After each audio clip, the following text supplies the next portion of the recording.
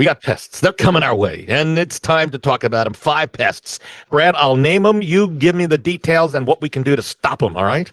Okay. All Let's right. go. Mosquitoes. They are a problem. How big of a problem this year? Well, problem this year, it started out as a cool season, but it's been very wet, so they're going to be a challenge. The difficulty in controlling mosquitoes is you got to get rid of all the water. Everything that sits in your yard that has stagnant water, mosquitoes are breeding in.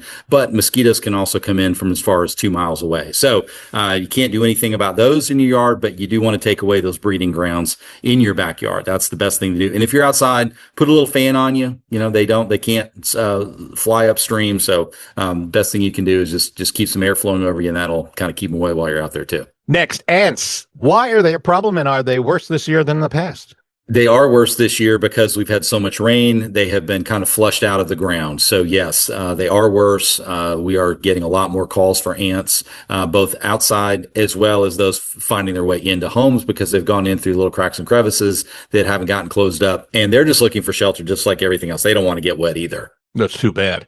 The terrible stings, which are painful from wasps and hornets. You know, wasps and hornets are about the normal. This is just the beginning of hornet season. Here's what I will tell everybody. If you've got a hornet's nest, be very careful. If you want to try to do it yourself, just make sure that you have an escape path because as soon as you go to disturb the nest, they are coming after you.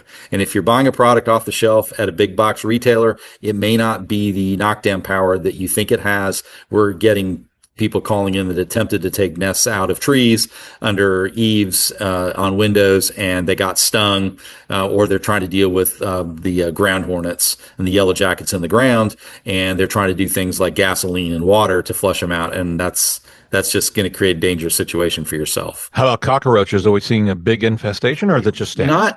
No, normal. It's kind of standard infestation on cockroaches. The best thing you can do there is just clean stuff up. A lot of them are looking for water sources. They are also looking for, unsanitary areas. They love to eat filth and slime and old food. So if you do a good job cleaning, you're not going to have to worry about roaches. Finally, raccoons and rodents. Bigger pet. Yeah. The only thing I'm going to tell you about that is be really, really mindful. If you see that a raccoon has started to try to climb up the side of your house, or you've got a limb overhanging your roof that's touching, those are all pathways for raccoons. And I've seen raccoons actually tear through shingles all the way through the sheathing in order to gain access into attic spaces. They are not to be messed with. You need to call in a professional as soon as you see any signs of those getting close to your house.